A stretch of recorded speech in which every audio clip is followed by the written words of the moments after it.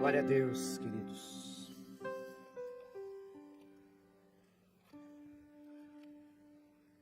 A única coisa que a gente tem certeza na vida, quem saberia dizer?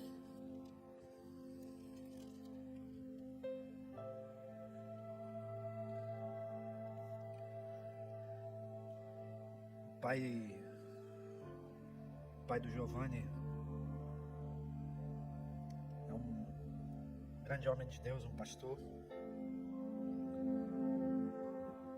Foi jubilado, né, Giovanni? 89? Tem vencido um câncer. Já esteve aqui, já pregou aqui. A gente ama a vida dele.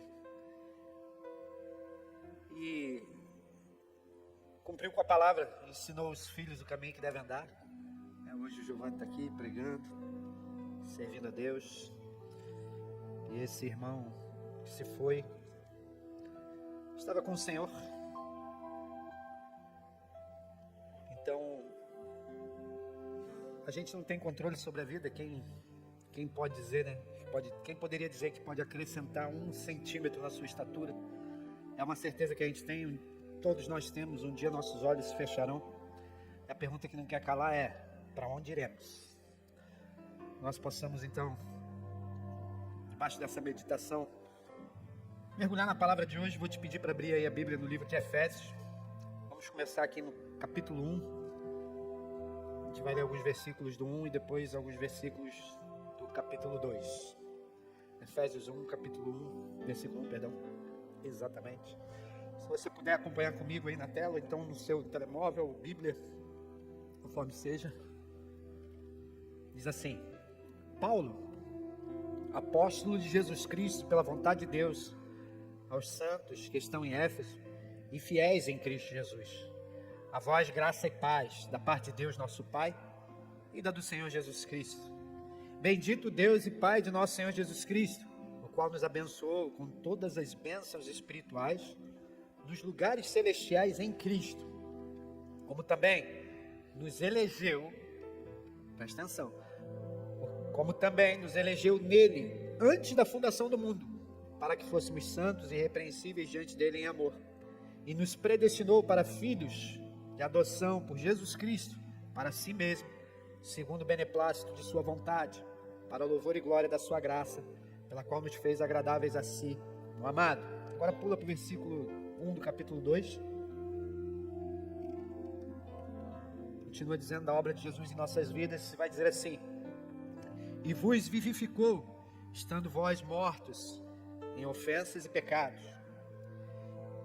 em que noutro tempo andaste segundo o curso deste mundo, segundo o príncipe das potestades do ar, do espírito que agora opera nos filhos da desobediência, entre os quais todos nós antes andávamos nos desejos da nossa carne, fazendo a nossa vontade da carne e dos pensamentos, e éramos por natureza filhos da ira, como os outros também. Mas Deus, que é riquíssimo em misericórdia, pelo seu muito amor com que nos amou, estando nós ainda mortos em nossas ofensas, nos vivificou juntamente com Cristo. Pela graça sois salvos. E nos ressuscitou juntamente com Ele, e nos fez assentar nos lugares celestiais em Cristo Jesus, para mostrar nos séculos vindouros as abundantes riquezas da sua graça, pela sua benignidade para conosco em Cristo Jesus. Porque pela graça sois salvos, por meio da fé. Isso não vem de vós, é dom de Deus. Não vem das obras, para que ninguém se glorie. Porque somos feitura sua, obra sua, criados em Cristo Jesus, para as boas obras, as quais Deus preparou para que andássemos nelas. Até aí. Esse versículo nos fala da adoção que temos a partir de Jesus Cristo como filhos de Deus. Em outras palavras, todo esse texto que nós lemos, ele está falando da natureza caída do homem desde a queda, desde o pecado de Adão. Quando Adão e Eva pecaram, foram destituídos da glória de Deus, expulsos do paraíso. Então entra o pecado da humanidade e a partir daí uma decadência. A gente pode ver de inúmeras formas. Eu estava hoje meditando e falando com Deus sobre esse processo de transformação. E eu, conversando com Deus, eu falei: Deus, lá nos tempos antigos, o ser humano tinha mais tempo para esse trabalho aqui, que nós vamos nos referir aqui, você já vai entender. Para esse trabalho do próprio Deus nas nossas próprias vidas. Porque desde a queda, a gente vê um decréscimo na idade humana. Não sei se você sabe, mas Matusalém viveu perto de 1000 anos. E os patriarcas, todos aqueles mais antigos da Bíblia, viveram muitos anos. Isso se deu muito pela decadência, pela entrada do pecado na humanidade e um declínio. Então, não vou me aprofundar nisso aqui, mas eu estava falando isso com Deus. Eu falei, caramba, Deus, antigamente vivia-se mais, né? E talvez isso para você é um contrassenso, porque através da evolução da medicina é que se vive mais. Mas eu me refiro aos tempos antigos da Bíblia. Desde os tempos anteriores a Noé, os homens viviam centenas de anos. E o fato é que eu, meditando sobre isso, me veio a seguinte resposta: é pro bem e pro mal, né? Tanto era mais tempo para Deus trabalhar, como também era mais tempo para alguém se perder. Mas o fato é que Deus nos envia Jesus Cristo, o último Adão, como a própria palavra vai se referir a respeito de Jesus, porque Ele é aquele que vai nos reconectar com o plano original de Deus. Isso é importante, você vai entender ao longo da pregação. Deus tem um plano original para as nossas vidas. E Deus, ao utilizar o seu Filho Jesus para nos reconectar, isso é o cristianismo. Então, enquanto a religião é o homem em busca de Deus, você já deve ter ouvido isso, a religião vem do religare, que é o homem em busca de Deus. O cristianismo é Deus em busca do homem, que é diferente. Deus envia o seu Filho unigênito, Jesus Cristo, para resgatar a humanidade. E é disso que o apóstolo Paulo está falando, quando ele envia Jesus Cristo para nos resgatar e nos recolocar no lugar das bênçãos celestiais. Então ele nos reconecta com o Pai, nos tornando de novo filhos de Deus por adoção. Por que por adoção? Porque é por intermédio de Jesus Cristo. Então, o preço foi pago, Jesus Cristo se rende. Nós vimos no domingo passado como ele tomou a minha, a sua cruz e a carregou em nosso lugar para que nós pudéssemos reviver, para que nós pudéssemos ressuscitar juntamente com ele. Então Jesus Cristo, ele derrama o seu sangue em sacrifício, em perdão dos nossos pecados, e nos resgata, nos compra com alto preço, nos tornando então filhos de Deus. De tal maneira que todo aquele que reconhece Jesus Cristo como Filho de Deus e tem a Jesus Cristo como seu único e suficiente Salvador, é filho de Deus e tem acesso à eternidade por intermédio dele, porque dele, por ele, para ele são todas as coisas. Ele nos resgatou, ele nos comprou. Agora é interessante que no versículo 10, o último versículo que nós lemos, projeta de novo, por favor. Tenta a versão NVI, Efésios 2:10, para ver se vai dar uma outra palavra aqui.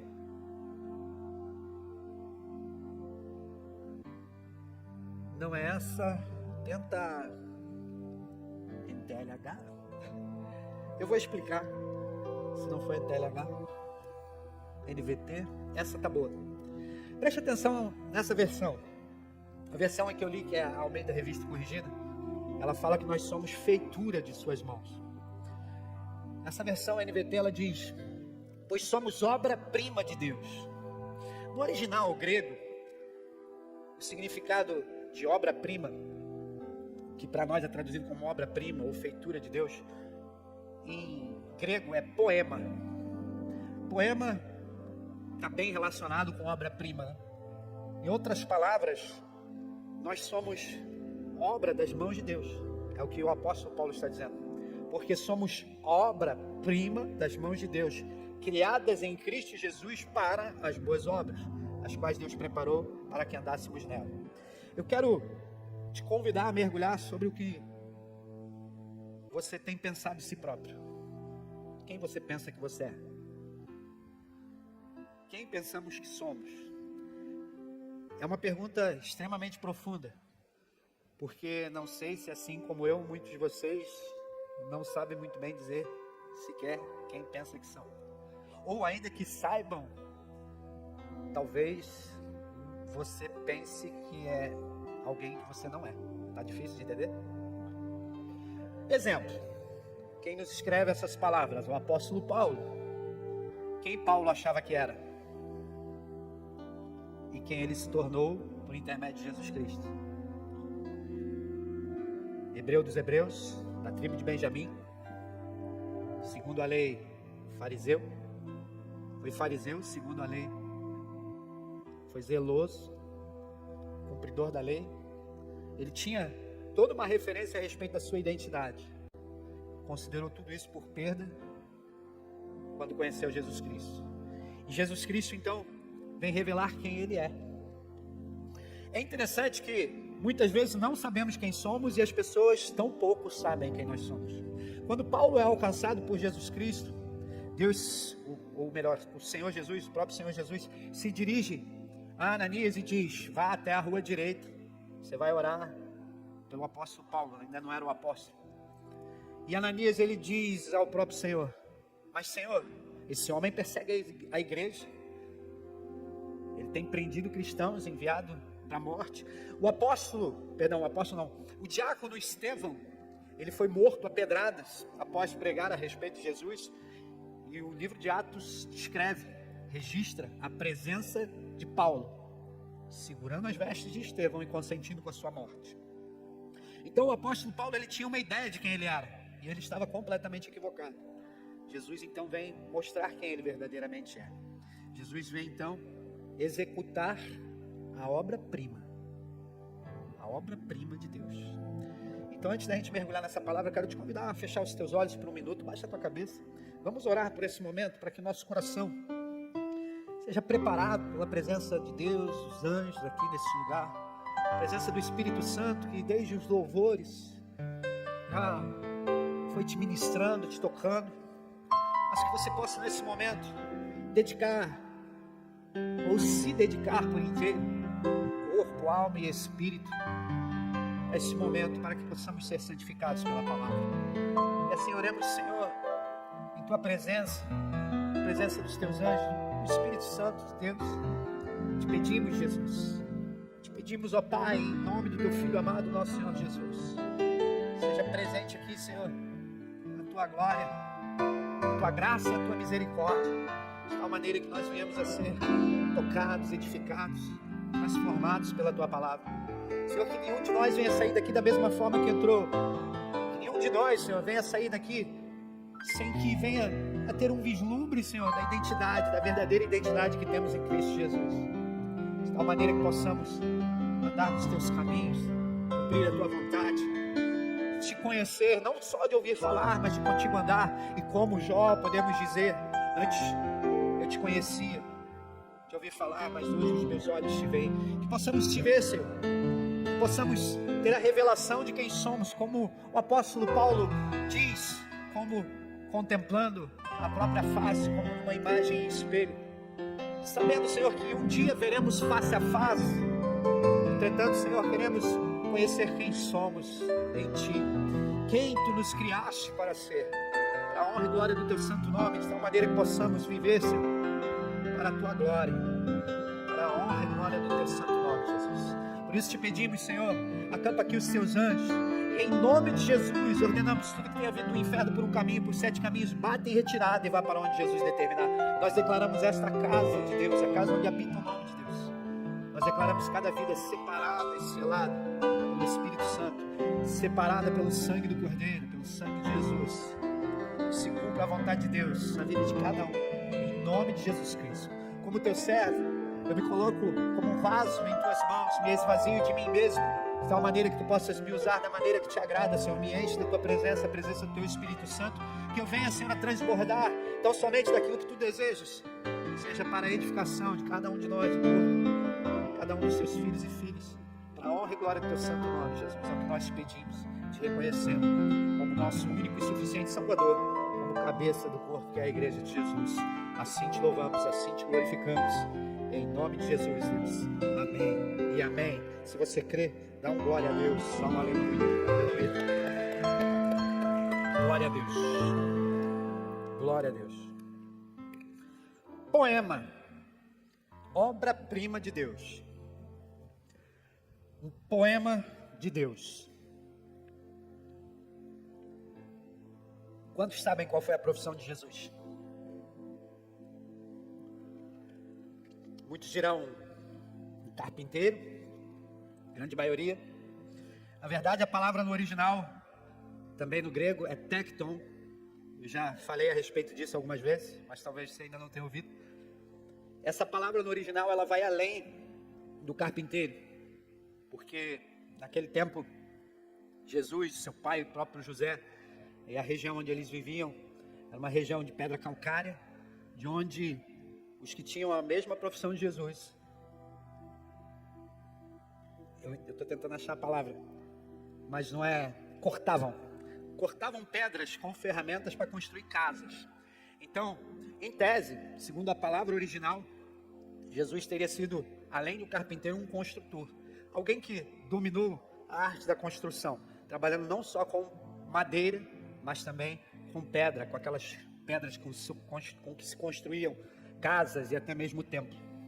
É interessante meditarmos sobre isso, porque ainda que ele tivesse sido tão somente, no sentido da palavra, não na construção com pedras, mas tão somente o carpinteiro que trabalhasse com madeira, o fato é que para se trabalhar com madeira naquele tempo, sem ferramentas modernas como nos dias de hoje, era necessário esculpir a madeira, sim ou não?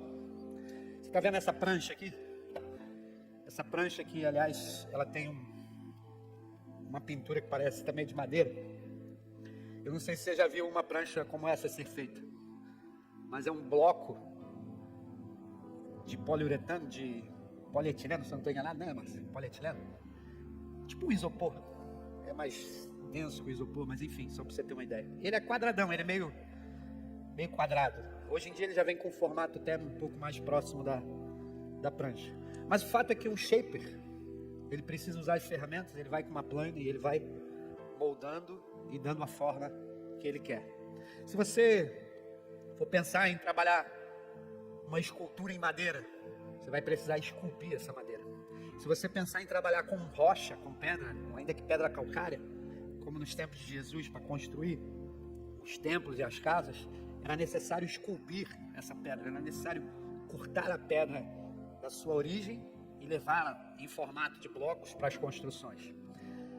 Por que eu estou me referindo a isso? Porque é interessante notar a palavra que o apóstolo Paulo usa, obra-prima. Ele está se referindo a uma palavra como uma escultura. Em outras palavras, o apóstolo Paulo está se referindo ao fato de que nós somos esculpidos por Deus, criados em Cristo Jesus. Então note, você não é tão somente feitura de Deus, você é uma obra-prima, uma escultura esculpida por Deus, conforme Jesus Cristo. Por que conforme Jesus Cristo? Porque criados em Cristo Jesus, pelo que acabávamos de dizer. Porque Jesus, ele nos reconecta com o Pai. Ele é o Filho unigênito do Pai, não tendo pecado e imperfeição. Então ninguém melhor do que Ele para nos esculpir. Mas como é feito isso? Eu fico me perguntando se quando Jesus se dirigiu a Pedro e disse: Pedro, tu és pedra. Ele talvez estivesse pensando em como Pedro seria esculpido. Porque Pedro, ele foi trabalhado por Jesus. Cada um dos discípulos foi esculpido por Jesus. Foi trabalhado para se tornar quem Deus o chamou para ser. Então ele encontra a Pedro como um pescador e ele faz um convite: vem, me segue e te farei pescador de homens. Então Jesus, ele, na vida de cada um dos discípulos, nós, se formos observar, ele trabalhou como um escultor, sem pressa, produzindo a obra-prima de Deus,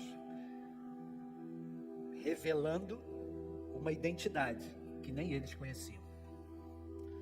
Nenhum deles se conhecia como Deus os conhecia, e nenhum deles poderia fazê-los de novo, segundo o plano original, senão através do próprio Filho Jesus Cristo. É interessante isso, porque lá em Lucas, vamos ler rapidinho, Lucas capítulo 9, projeta aí para a gente mais rápido, Lucas 9, versículo 51.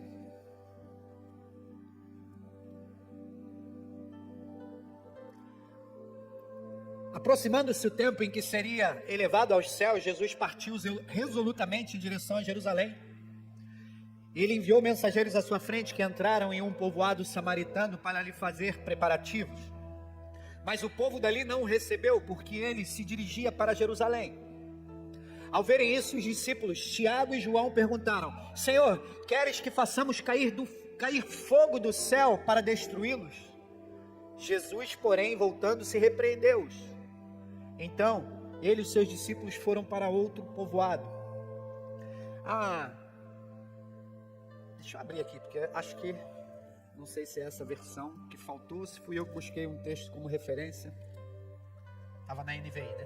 Deixa eu ver aqui rapidinho. Lucas 9, 51.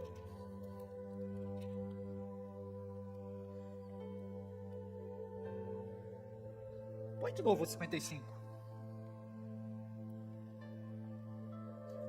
Tá, eu não sei porque que é. Põe na arte, para ver se vai mudar, eu acho que vai. Pronto, aí tá bom. Vamos ler de novo. Olha o que diz. Voltando-se, porém, repreendeu-os e disse: Vós não sabeis de que espírito sois. Em outras palavras, para você entender, o samaritano e o judeu não se davam bem.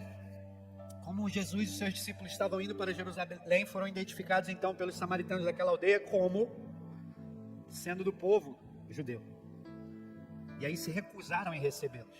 E os discípulos, muito indignados, perguntaram a Jesus: Senhor, quer que a gente ore como Elias orou para que desça fogo do céu e mate eles? E aí Jesus vai responder, repreendendo eles: não sabeis de que espírito sois. Em outras palavras, vocês não conhecem a identidade de vocês. Então muitas vezes, ainda que fazendo referência à própria palavra de Deus, nos tempos de Jesus e não só, os homens erraram. E Jesus ele veio sempre repreendendo e corrigindo. Agora, por que isso é importante? Porque se você não conhecer a Deus, se você não conhecer o Senhor, você vai ter maior dificuldade de se conhecer a si próprio. Se você não tiver a revelação de quem é Deus, se você não tiver a revelação de quem é Jesus, dificilmente você vai ter a revelação de quem você é para Ele. Porque Deus criou você como uma escultura. Agora é interessante que quando o apóstolo Paulo vai dizer que somos obra-prima de Deus, escultura de Deus, conforme Jesus Cristo, ele não está dizendo que ele está criando algo agora. Muito pelo contrário. Ele já te criou há muito tempo. Antes mesmo que você fosse gerado no ventre da tua mãe, você foi criado por Deus. Isso está revelado a nós pelo rei Davi. Salmo 139, por favor, versículo 13. Vamos ler rapidinho. Salmo 139, a gente vai ler do 13 ao 16, ok? Diz assim: Tu tens um braço poderoso, forte é a tua mão e elevada a tua destra. Não, 119. Perdão, eu não sei se eu me falei mal, mas 139.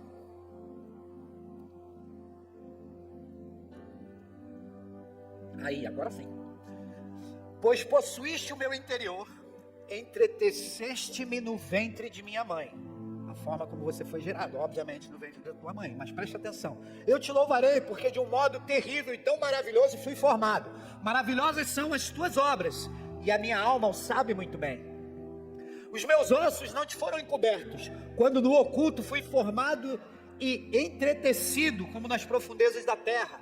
Os teus olhos, presta atenção, os teus olhos viram o meu corpo ainda informe, e no teu livro todas estas coisas foram escritas, as quais iam sendo dia a dia formadas, quando nem ainda uma delas havia. Ou seja, você foi gerado na eternidade para a eternidade. Você foi gerado na eternidade para a ressurreição na eternidade. Através de quem? Jesus Cristo. Só tem um porém. Como nós lemos, a decadência do homem e a forma como o homem se perdeu, como está descrito em Efésios, necessitava de um trabalho de reconstrução. Necessitava que Deus viesse nos esculpir, nos lapidar. Então, mesmo que você ainda esteja uma bagunça, mesmo que o seu interior esteja completamente bagunçado, a tua mente, tuas emoções, teu sentimento, a tua vida. Sabe o que Deus está fazendo? Ele está trabalhando e esculpindo. Ele está destruindo, arrancando tudo que não é de acordo com o plano original dele, para te esculpir segundo a forma como ele mesmo te criou, te gerou, ou te criou antes mesmo de ser gerado no ventre da tua mãe. Então, como o escultor esculpe um bloco, uma pedra, ou a própria madeira, ele está trabalhando em cada um de nós, ele está trabalhando em você, ele está te esculpindo. E para isso, ele vai usar ferramentas. Essa palavra, na verdade, eu entrei num profundo dilema na hora de prepará-la, porque começou a vir um download e deixa eu falar um pouco de mim. Eu gosto de estudar muito antes de entrar em determinados assuntos, principalmente aqueles que eu não domino. Então, por uma questão da minha própria personalidade, ou a forma como eu fui talvez moldado pela vida, eu me tornei estudioso. Passei por algumas dificuldades na minha infância, na escola, e para vencer isso eu respondi com muita dedicação a estudo. Então eu tenho esse lado estudioso. E qual foi o dilema que eu vivi? Eu comecei a receber um download da parte de Deus e eu falei assim: não, essa palavra vai ter que ser pregada em outra ocasião, porque eu preciso me preparar muito para ela. E eu relutei, e na verdade eu não relutei, eu falei mesmo assim comigo mesmo, e eu falei: isso não é para agora, Deus está falando comigo, é para uma outra ocasião. Isso às vezes acontece, não chega a ser um problema. Às vezes eu estou preparando uma palavra, Deus já está me dando uma outra, e Ele me diz que é mesmo para outra ocasião. Só que dessa vez era eu que estava dizendo. Entretanto, eu continuei buscando em Deus a palavra que fosse para ser pregada essa noite. E por mais que eu tentasse encontrar outra palavra, eu voltava sempre ao mesmo ponto. De tal maneira que Deus também estava trabalhando comigo. E eu começando a meditar nisso tudo, eu dizia para mim mesmo: mas isso aqui não dá uma pregação, isso vai dar um livro. E é muita coisa. Então isso é uma maneira de dizer o quê? A gente vai ter aqui uma série. Não sei se a gente vai seguir sempre já no próximo domingo, é conforme a vontade de Deus. Mas para que nós venhamos a ser ministrados a respeito do que Deus quer nos falar, sobre a forma dele trabalhar em nossas vidas e a ferramenta, a gente vai precisar de muito mais tempo do que o tempo que a gente tem aqui na pregação. Ainda assim, a gente vai mergulhar em algumas dessas questões para entender como Deus está trabalhando nas nossas vidas. Então, voltando ao ponto em que Deus, para nos esculpir, Ele usa ferramentas.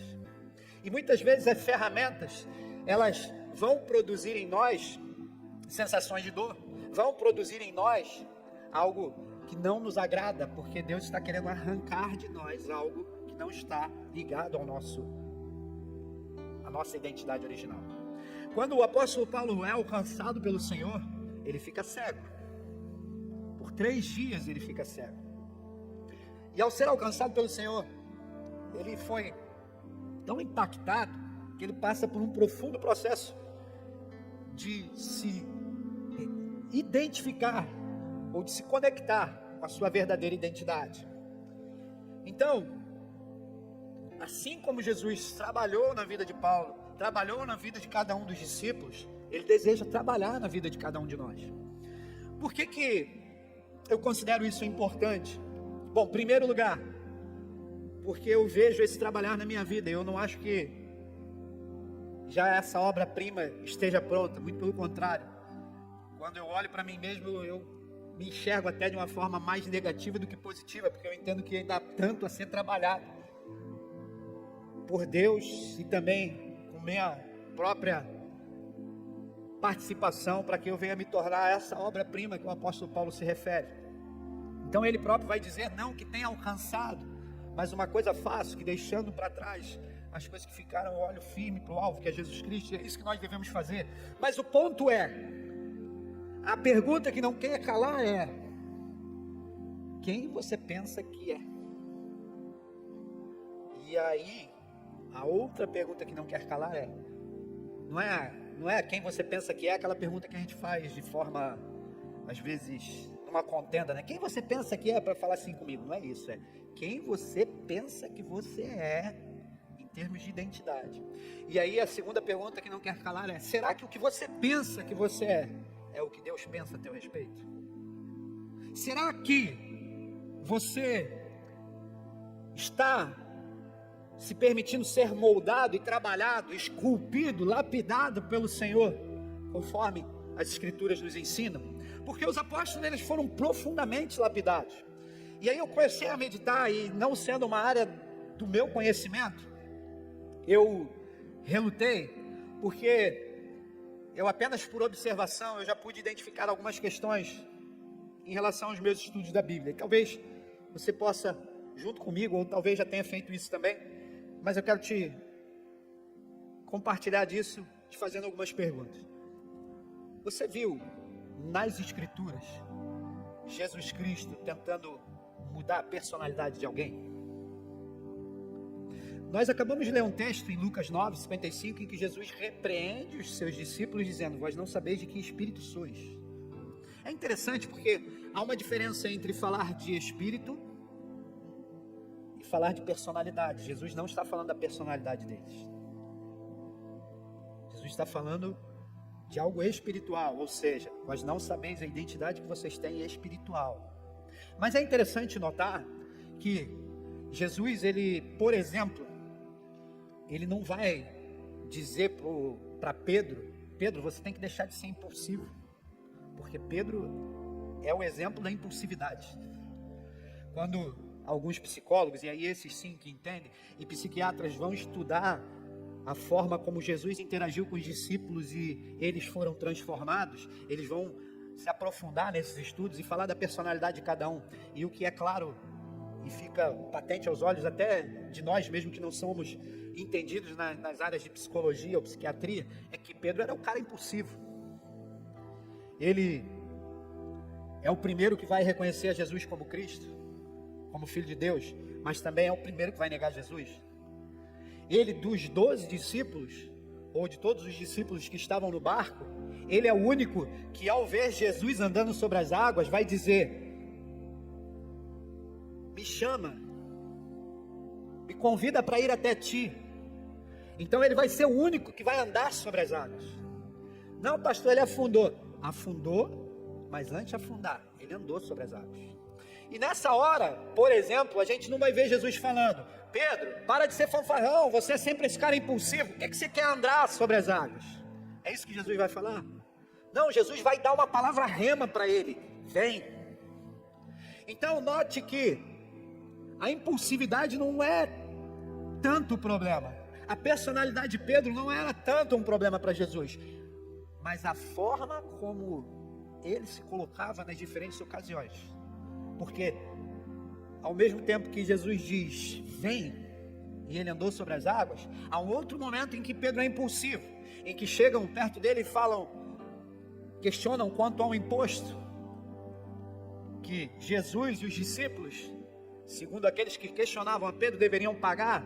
E aí Pedro, na impulsividade dele, vai dizer: Aí ao chegar a Jesus, Pedro chega para Jesus: me perguntaram com respeito aos impostos, e o que você disse? Eu disse que sim, que tem que pagar. Ele foi impulsivo. E aí Jesus vai falar o quê? Então vai, pesca um peixe, e da barriga do peixe você vai tirar o denário, a moeda, com que você vai pagar o teu e o meu imposto. Antes disso vai explicar por que ele, nesse momento, ele teria errado com a sua impulsividade. Mas a gente não vai ver, o fato é, a gente não vai ver Jesus condenando a personalidade dele ou de qualquer outro discípulo. Então, o apóstolo Paulo é um outro exemplo em que, sendo alcançado pelo Senhor, o Senhor vai dizer a respeito de como ele está se identificando mal dentro do seu chamado. Quando Jesus vai perguntar: por que me persegues?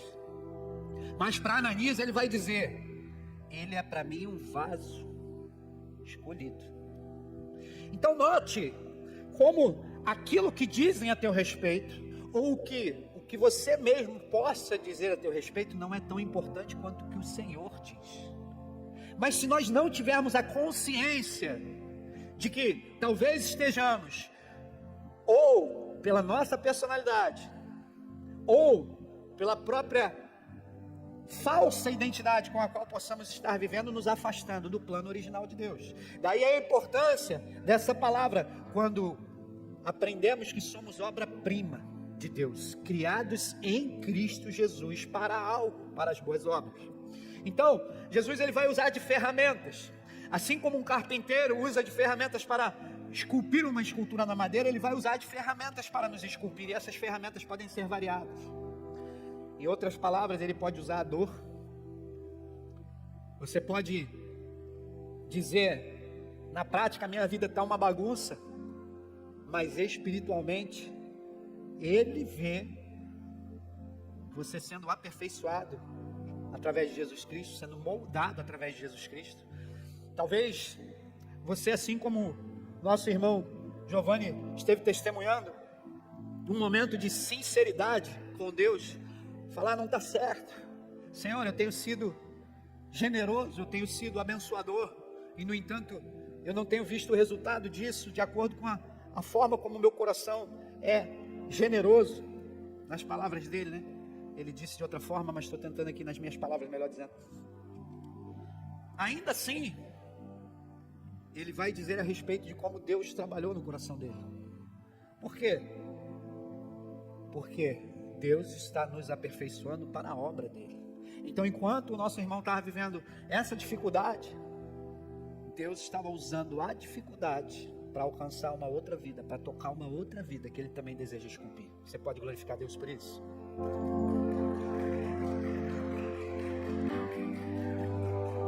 Então Jesus ele está eliminando, Deus está eliminando tudo que não é parecido com Jesus em nossas vidas. E aí, fique claro, não é que ele quer mudar a tua personalidade. Eu, por exemplo, sou uma pessoa mais introvertida, sou mais reservado. E foi um trabalhar de Deus para que um dia eu estivesse no altar pregando o Evangelho. Ainda assim, eu não tenho problemas com a minha personalidade.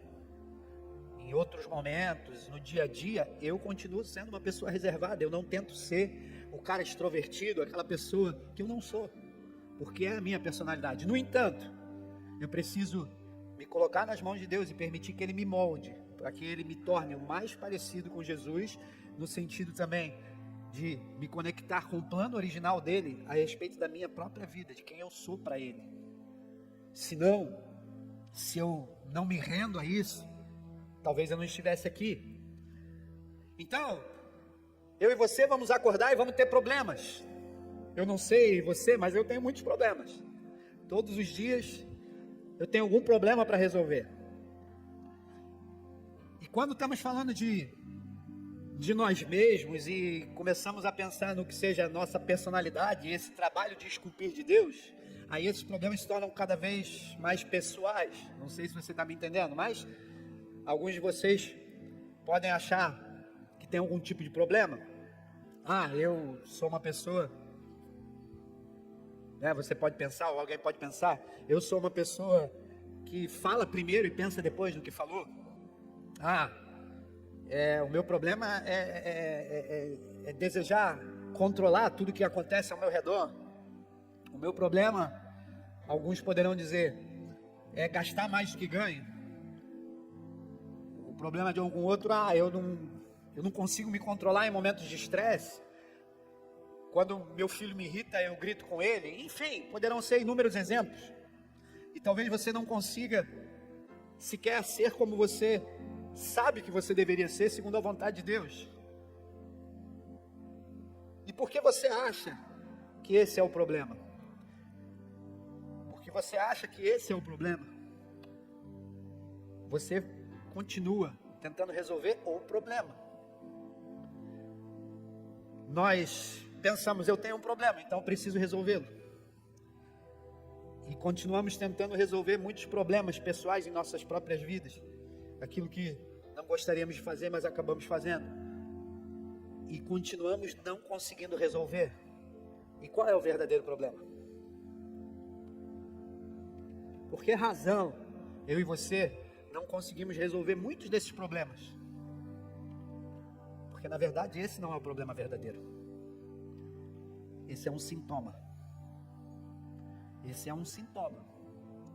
Então, por exemplo, talvez você, assim como eu dei um exemplo aqui um dia, assistindo um jogo de futebol, mais de uma vez, o jogo de futebol do meu filho, eu vi o árbitro errando, e a minha reação foi como a de um pai torcedor. Eu reclamei.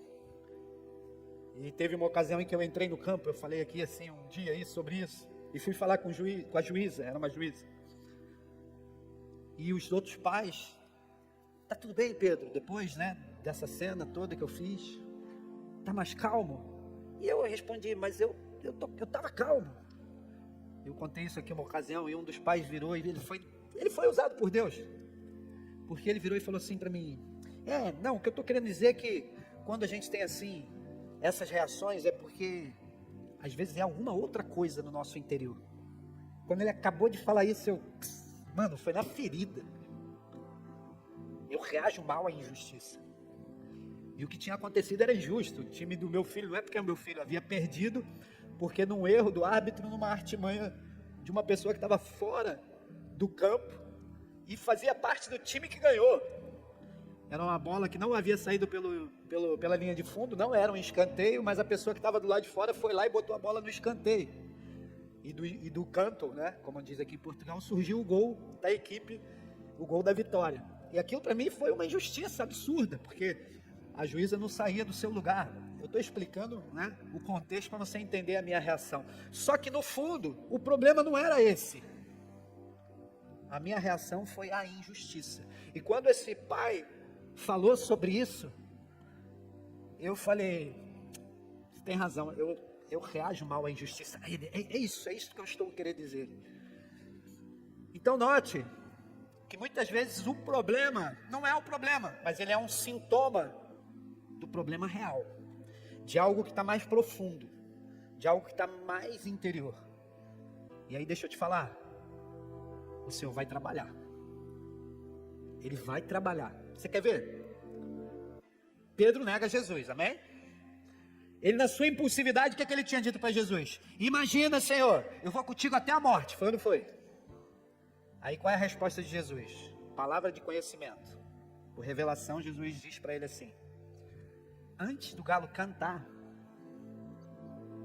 a segunda vez, se eu não estou enganado, tu me negarás 3 vezes. E foi de fato o que aconteceu. Aí o que ocorre? Depois da crucificação de Jesus, do sepultamento de Jesus, o que Pedro faz? Pedro se desconecta da identidade que Jesus havia apresentado a ele: te farei pescador de homens, e volta a pescar peixe.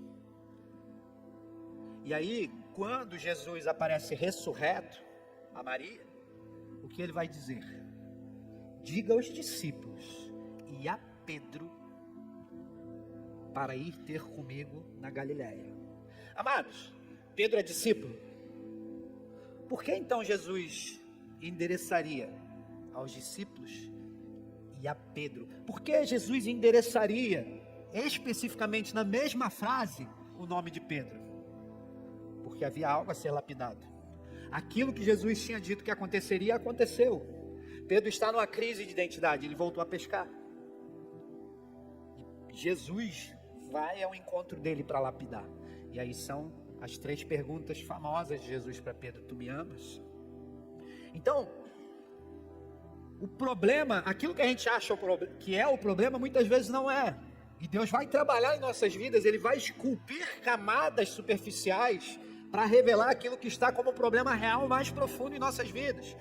E o verdadeiro problema, amados, na maior parte dos nossos problemas, daquilo que gostaríamos de fazer e não fazemos, daquilo que desejamos fazer, mas nunca conseguimos fazer, não alcançamos, daquelas coisas que nós gostaríamos de ter como postura, atitude e identidade, a maior parte desses problemas tem um verdadeiro problema, uma raiz na falta da identidade. Mas não a identidade que é aquela que você pensa que é a sua identidade, mas a identidade que Jesus quer revelar. Em outras palavras, a melhor maneira de resolver os nossos problemas é se abrir para o trabalho de Deus, para esse processo de esculpir como obra-prima que Deus está fazendo através de Jesus Cristo em nossas vidas. Pior do que a falta de identidade pode ser a identidade falsa. Porque se Pedro tem uma crise de identidade por se desconectar da sua verdadeira identidade que foi apresentada a ele por Jesus, o apóstolo Paulo estava vivendo uma falsa identidade. Ele estava vivendo como um perseguidor da igreja cristã primitiva. E o que Jesus vai fazer? Vai revelar a verdadeira identidade dele. Ele vai se tornar um dos maiores pregadores do evangelho, de tal maneira que ninguém entende. Está relatado nas escrituras o quanto surpreendeu a tantos que diziam: mas esse não era aquele que perseguia os cristãos, que prendia, que fazia, acontecia, e agora ele se tornou um deles. Então ele vivia debaixo de uma falsa identidade, não sabendo quem ele era para Deus. E assim muitas vezes nós fazemos, não sabemos quem somos em Deus. Porque quando soubermos quem somos em Deus, saberemos o que fazer. Então, se o teu problema é uma falta de identidade ou até uma falsa identidade, o caminho é se render a Jesus. Amados, a história da humanidade e a história do cristianismo está repleta de exemplos de falsas identidades sendo transformadas. Eu mesmo fui alcançado para o Senhor Jesus de uma forma mais profunda, enraizado no reino, através de alguém que vivia uma falsa identidade completa em sua vida. Alguém que era um traficante no Rio de Janeiro. Ele chegou a ser chefe de Boca de Fumo, ou seja, o chefe da região onde o tráfico dominava. E através dessa vida, Deus me alcançou para Jesus. Mas eu não conhecia esse traficante. Eu conhecia o servo de Deus, que estava sendo lapidado por Jesus. Quantos estão entendendo o que eu estou falando? Então, quando você souber quem você é, você saberá o que fazer. Wellington, que Deus o tem já, é o nome dele, faleceu acho que ano passado. Ele vivia debaixo de uma falsa identidade, como um traficante. E ele teve inúmeras histórias que ele teve a oportunidade de me contar. Ele, uma ocasião, estava lá no morro e as tiazinhas do coque passavam. E vinham umas profetas falar com ele. E eu me lembro de uma ocasião em que uma mulher de Deus, uma profeta, chegou perto dele para dizer: Deus tem uma obra muito grande na sua vida. Sabe qual foi a resposta dele? Ele puxou a pistola e falou assim para ela: tia, meu Deus é esse aqui, ó. Ele não sabia quem ele era para Deus. Mas um dia, através das dores, Deus alcançou ele e transformou a identidade dele. De tal maneira que quando ele contava essas histórias, eu falava: não parece a mesma pessoa. E não era. E a real, queridos, é que, segundo o trabalho de Deus em nossas vidas, esse trabalho de esculpir, não é que Ele está nos transformando numa versão melhor de quem nós somos. Ele está nos reconectando com a verdadeira identidade. E ela pode ser, dependendo, completamente diferente. Então há casos como do apóstolo Paulo, desse nosso irmão Wellington, em que é tão discrepante, mas uma coisa interessante. Algo que eu amo em Jesus. Jesus santificou a personalidade de cada um, mas não mudou. A mesma ousadia que ele tinha, a mesma coragem que ele tinha para ser um traficante, ele teve para entrar nas favelas e pregar para traficantes, para estar debaixo de arma na cabeça, dizendo que iam matar ele. Quantos estão entendendo? Então, Jesus vai usar a impulsividade de Pedro, de forma santificada. Jesus vai usar toda a personalidade do apóstolo Paulo, para produzir as obras, as boas obras para as quais Deus preparou, para que cada um andasse nelas, eu e você também. Então, o problema da falsa identidade é que muitas vezes acreditamos nas mentiras de Satanás. O apóstolo Paulo acreditou, aquele Wellington que era um traficante acreditou, e a maneira de resolver esse problema é conseguir uma verdadeira identidade. Como então nós conseguimos uma nova identidade? Como conseguimos nos conectar com essa verdadeira identidade? E aqui tem um problema. Vou começar dizendo como não. Porque somos obra-prima de Deus, criados em Cristo Jesus para as boas obras, as quais Deus preparou para que andássemos nelas. Então preste atenção, você foi criado para as boas obras. A sua identidade revela o que você tem que fazer. Não é o que você faz que tem que definir qual é a sua identidade. E esse é um problema que a gente tem como cristão. Porque a gente vai ao culto, a gente serve a Deus, a gente ora, a gente faz isso e a gente faz aquilo. E porque a gente faz, a gente acha que a gente é. Quando deve ser o contrário. Porque a gente é, a gente vai fazer. Então, não é através das obras. Não é. Não é através do que fazemos. Não é. Porque senão nós facilmente caímos no que se chama religiosidade. Aquilo que nós fazemos passa a definir o que nós somos. Isso é religiosidade. Os fariseus se vestiam como mestres. Os fariseus se vestiam como doutores da lei. Mas eles não tinham a verdadeira identidade de mestres, como Jesus teve. Não é o que fazemos, não é através do que fazemos, mas é a graça do Senhor. Pela graça sois salvos. E isso não vem de homens, é dom de Deus, versículo 8. Pela graça sois salvos por meio da fé. E isso não vem de vós, é dom de Deus. Então como você consegue uma verdadeira identidade? Como você consegue se conectar com essa identidade e ser transformado, se permitir ser esculpido pelo Senhor, segundo o projeto original dele? Se conectando com ele, porque é pela graça. Estávamos mortos em nossos pecados. Sem Jesus, amados, meu Deus, talvez a gente tenha uma dificuldade em entender que a falta de uma identidade não fica muito distante de uma falsa identidade. Às vezes eu acho que é até pior. Eu vou me explicar. Quando a gente não tem, vamos lá, alguém aqui já foi traficante? Não. Mas todo mundo sabe que ser traficante é algo que não agrada a Deus, certo? Mas ainda que ninguém tenha sido traficante aqui, a pergunta é: e a verdadeira identidade? Em outras palavras, fica fácil para a gente dizer para um traficante que aquilo não é a vontade de Deus para a vida dele. Mas fica mais difícil a gente identificar alguém que está fora da sua verdadeira identidade quando não é tão fora assim. Deu para entender? Então às vezes é pior. O problema é que muitas vezes a gente não sabe qual é a nossa verdadeira identidade. Mas então como? Como, pastor? Sabendo que é pela graça de Deus e que é Ele que vai nos lapidar. Então, nunca vai ser pelas obras, mas vai ser através de Jesus Cristo. Você sempre, talvez assim como eu, tem uma visão negativa de si mesmo. E quando é que isso vai mudar? Você sempre, talvez estará se perguntando: será que há algo mais? Há algo mais a respeito da minha identidade em Deus, que Deus quer que eu conheça? E há. Sempre haverá. Sempre haverá. Há algo mais. E há algo que faltará sempre em nossas vidas, que nós tenhamos que desejar sempre mais. Sabe o que é? Jesus. Jesus.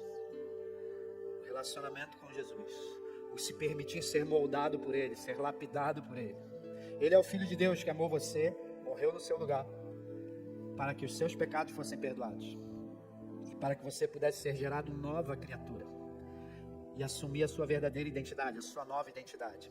Então, se alguém está em Cristo Jesus, a palavra vai dizer: nova criatura é. Eis que tudo se fez novo. Mas, será que temos vivido verdadeiramente isso? Eu diria que, nos dias atuais, é muito fácil nós vivermos fora da nossa verdadeira identidade, nos contentando. Mas não é assim com Jesus. E eu digo e repito, isso não tem a ver com personalidade. O exemplo claro para mim é o apóstolo Pedro. Ele estava vivendo algo que estava desconectado ainda da sua verdadeira identidade. Mas depois que ele tem aquele encontro com Jesus, e Jesus vai dizer da forma como ele iria morrer, volta a conectar com aquela palavra que na impulsividade ele disse a Jesus. E de fato, de posse da sua verdadeira identidade, ele vai até o fim, pregando o evangelho, e morre em nome de Jesus Cristo. Então, sem Cristo, sem Jesus, nenhuma quantidade de tratamento para temperamento, psicologia para personalidade, nada vai ser suficiente. Mas com Ele, a gente vai ter sempre mais do que o suficiente. Amados, nós temos o mesmo Espírito que ressuscitou a Jesus Cristo dos mortos. Por isso o apóstolo Paulo vai dizer: estando nós ainda mortos em nossas ofensas, nos vivificou juntamente com Cristo e nos ressuscitou juntamente com Ele. Você já ressuscitou? De certa forma já. Ainda que você esteja sendo trabalhado em sua identidade por Deus. O apóstolo Paulo está falando nos ressuscitou, mas ele mesmo ainda não havia morrido.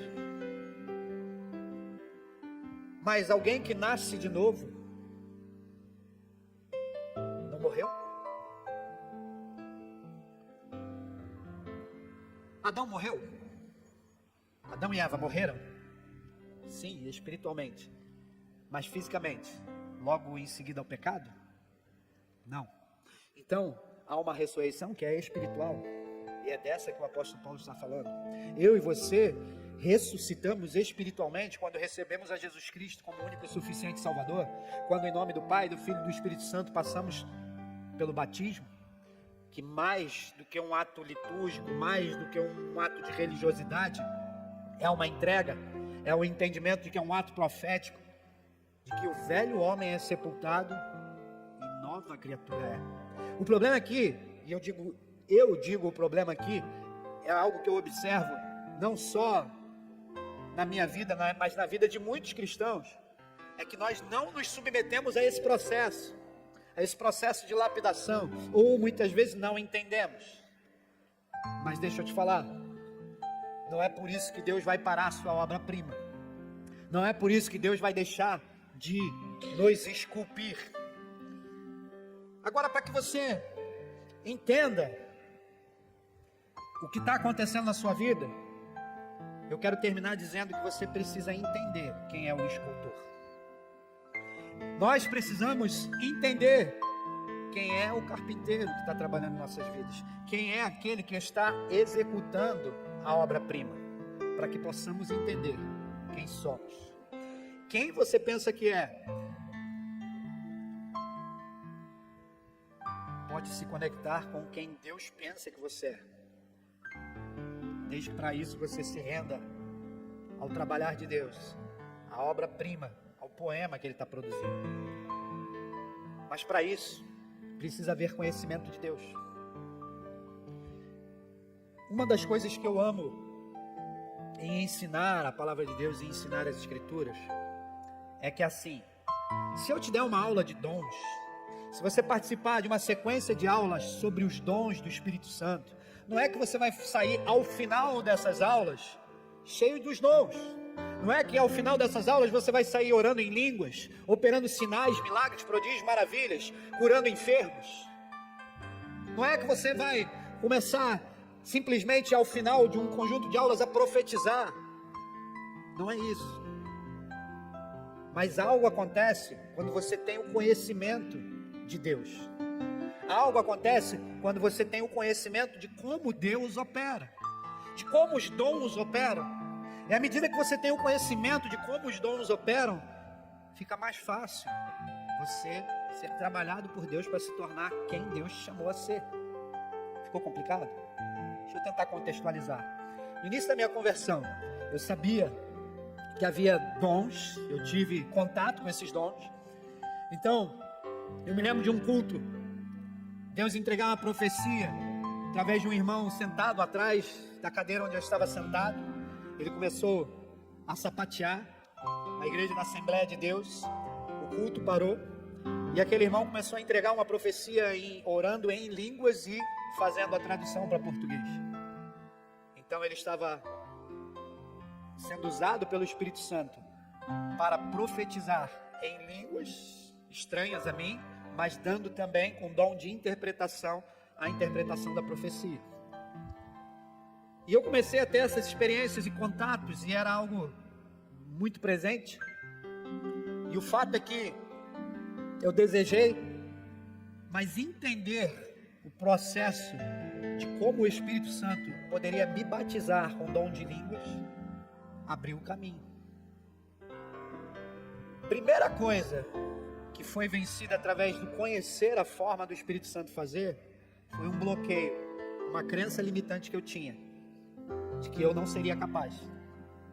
Então, quando você conhece a Deus, o conhecimento de Deus, você passa a ter conhecimento das coisas divinas, conforme elas são reveladas. Antes que possa haver a experiência com elas, se você conhecer, vai te levar a um caminho de que elas venham a ser reveladas na sua vida de uma maneira mais fácil. Amados, nós devemos tentar descobrir tanto quanto possamos com nossa mente, corpo, alma, a forma como o Espírito opera, para que ele não venha a ser um empecilho, para que em nossas mentes as emoções não venham a ser um empecilho. Compreender a Deus vai nos levar a entender a forma dele se revelar a nós. Eu amo quando Deus vai se apresentar a Moisés, e a forma como isso que eu estou tentando explicar é revelada. Ele vai dizer que Abraão, ele não se fez conhecido como ele se faria conhecido. Abraão e aos filhos de Israel, ele não se fez conhecido como ele se faria conhecido a Moisés e ao povo naquela época. E essa conversa, ela vem de uma pergunta de Moisés, desejando conhecer quem Deus é. Porque Deus o chama segundo a sua identidade para levar uma palavra ao faraó: deixa o meu povo ir. Você conhece a passagem, se não conhece, fica em paz. Então Deus está conectando Moisés com a sua verdadeira identidade, seu chamado, seu propósito. Mas Deus ainda não conhece, Moisés ainda não conhece quem Deus é. E Moisés vai dizer: quando eu chegar lá, quem eu digo que tu és? E Deus vai se revelar a Moisés de acordo com um nome dele. Há muitos nomes de Deus. Conhecer, por exemplo, os nomes de Deus te leva a conhecer mais profundamente quem Deus é. A questão aqui é que muitas vezes a gente ignora o fato de que conhecer quem Deus é e conhecer ao nosso Senhor vai nos encaminhar a conhecer quem verdadeiramente nós somos. Baixa a tua cabeça e fecha os teus olhos.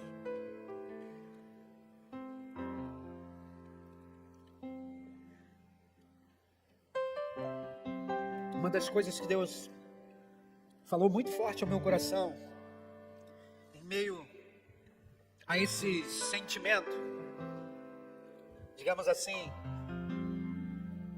de uma revolta minha em relação à injustiça,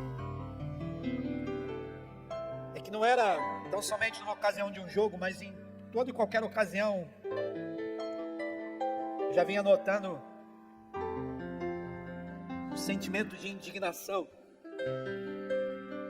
O problema é que, em meio a esse sentimento de indignação, e tudo que isso trouxe como sintoma na minha vida, havia um problema mais profundo, algo que precisava ser esculpido. Esse é um exemplo de algo que eu posso falar porque eu vivi isso, mas o que eu conto aqui é para que você possa também ser tocado pelo Espírito Santo, talvez identificar áreas da sua vida em que Deus está trabalhando e Ele quer revelar algo mais profundo. E um dia desses, não tem muito tempo, eu revelei a minha indignação, não para com os homens, mas para com Deus. E eu pude fazer isso sem um sentimento de culpa, ainda que com temor, entenda. Quando ao me debruçar sobre as Escrituras, o livro de Jó, e estudá-las, me deparar com uma palavra que o próprio Deus se referiu a respeito da identidade de Jó. Quando Deus diz que Jó disse que era reto aos olhos de Deus a respeito de Deus. Naquele momento saltou aos meus olhos algo que foi, como assim? Porque eu tinha o conhecimento de que Jó havia falado tantas besteiras com Deus. E algumas vezes eu até preguei, e é fato. Eu não sei de onde vem a expressão a paciência de Jó, porque na verdade ele estava bastante impaciente. E ele falou inúmeras coisas absurdas, a ponto de Deus dizer: quem é este que busca turvar os meus desígnios com palavras sem conhecimento? Mas o que me surpreendeu foi ao tomar conhecimento do que Deus fala a respeito de Jó. Ou seja, Deus não levou em consideração todas as palavras de Jó como uma ofensa, mas tomou a cada uma delas como oração. E eu percebi o quanto eu não estava sendo sincero diante de Deus. Eu percebi o quanto mais profundo em mim, na minha alma, eu estava sendo religioso e tentando manter as aparências com Deus, como se pudesse fazer isso. Quando Deus, conhecendo no meu mais profundo, no meu íntimo, foi permitindo inúmeras coisas acontecerem, para que cada camada superficial pudesse ser lapidada, à medida que fosse revelado o problema. Como é libertador você ter um encontro com a sua verdadeira identidade, você poder ser sincero com Deus. Como nosso irmão Giovanni declarou que orou a Deus em sinceridade a respeito das coisas que estavam acontecendo. Sabe, amados, nós fomos constituídos filhos de Deus. E assim como um filho não deve temer ao pai, eu não me refiro à falta de respeito, mas a um medo paralisante, a um medo que nos impeça de conhecer quem Deus verdadeiramente é, um pai, o Abba Pai. Jesus, ele nos ensina a respeito desse relacionamento. Quando ele sinceramente também se dirige ao Abba Pai e pede: Pai, Abba Pai, se puder, passa de mim esse cálice. No entanto, seja feita a tua vontade, não a minha.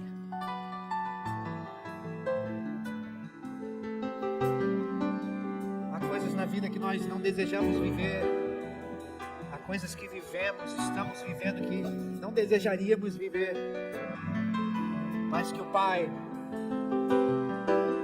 escultor, está trabalhando para nos lapidar, para nos levar ao conhecimento da nossa verdadeira identidade e de quem Ele é, de tal maneira que possamos, como Jó, dizer: antes eu te conhecia de ouvir falar, agora os meus olhos te veem, agora eu te conheço de contínuo andar.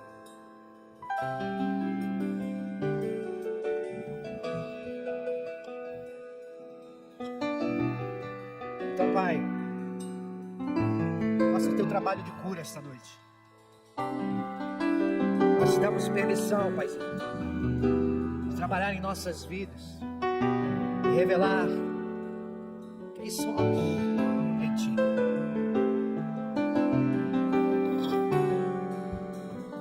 Nós damos autorização, Senhor, para que Tu trabalhes de acordo com o que Tu escreveste a respeito de nossas vidas todos os dias.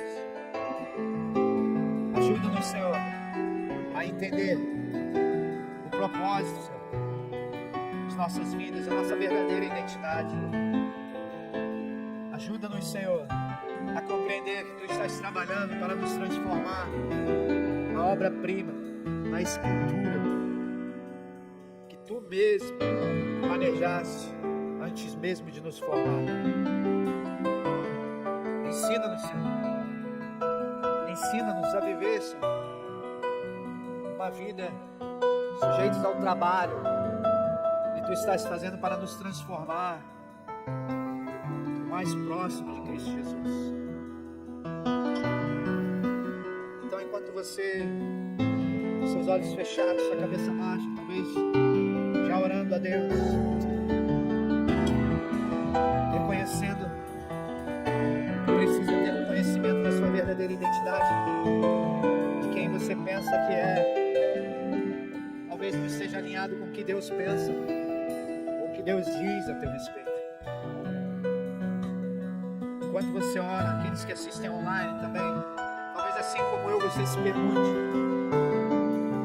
ou mesmo afirme, sendo honesto, sendo sincero nessa hora, que frequentemente você tem uma visão negativa de si mesmo.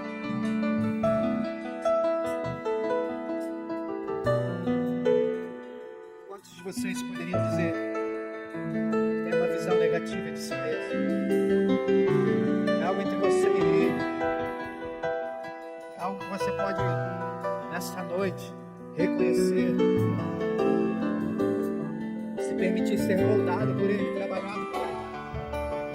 Há muitas ferramentas de Deus, há muitas ferramentas através das quais Deus tem trabalhado para esculpir-nos como obras-primas, para revelar a verdadeira identidade que cada um de nós tem. Há muitas ferramentas que as Escrituras revelam e Deus usa para nos transformar. Nesta noite, Ele quer nos conectar com a maior delas, Jesus Cristo, teu único e suficiente Salvador, o único capaz de conectar você com aquele que tem a tua identidade nas mãos. O Pai, Deus Todo-Poderoso, Criador de todas as coisas, aquele que te gerou antes mesmo de seres formado no ventre da mãe. A maior ferramenta é aquele que sabe como trabalhar na sua vida para revelar quem você é para Deus. É aquele que não está ocupado em transformar a tua personalidade, mas em te santificar, em te conectar com quem você verdadeiramente é. Você pode começar a se conectar com a sua verdadeira identidade esta noite. Você que ainda não reconheceu a Jesus Cristo como teu único e suficiente Salvador, como aquele que te ressuscita, assim como Ele mesmo ressuscitou, para uma vida espiritual, para um trabalhar do Espírito Santo na sua vida. Todos estão com os olhos fechados, é algo entre você e Deus. Talvez você ouça essa palavra online, ainda que gravada. O Senhor te convida a se render a Ele hoje, a se colocar nas mãos dEle. Como escultor, Ele trabalhará cada área da sua vida para te levar a conhecer quem você é para Deus, quem o Pai te destinou a ser. É assim que eu te convido a entregar a sua vida a Ele, crendo com o seu coração e confessando com a sua boca, com fé, pela graça sois salvos. Você pode fazer isso esta noite.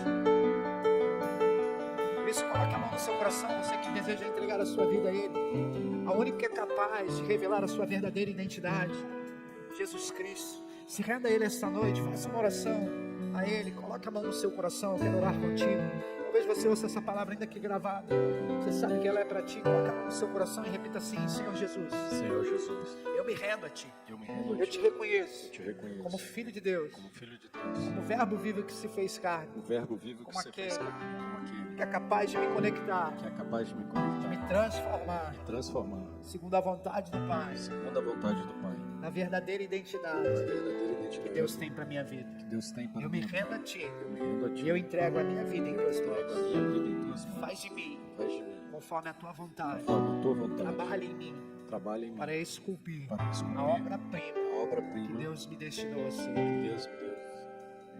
Eu quero orar por você, Senhor Jesus, é a Ti que essas vidas se rendem, se entregam, te reconhecendo, Senhor, como o único que é capaz de ressuscitar dos mortos, cada um dos filhos e filhas que essa noite se rendem para uma vida de vida espiritual, para uma ressurreição espiritual, um trabalhar do Espírito Santo e uma transformação. De tal maneira, Senhor, que nova criatura, diz que tudo se fez novo, Senhor, venha se cumprir na vida de cada um dos seus filhos e filhas que esse dia se rendem a Ti.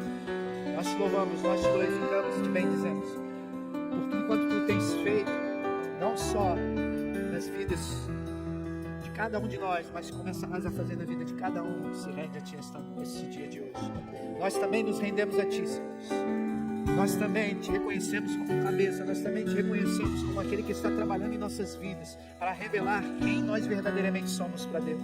E assim, Senhor, também nós, como igreja, nos colocamos em Tuas mãos, para que venhamos a ser aperfeiçoados, para que venhamos a cumprir com aquilo que Tu nos chamaste, com as Tuas boas obras, em nome de Jesus, em nome de Jesus. Você que crê diz amém, dá um glória a Deus, dá um forte aplauso aí.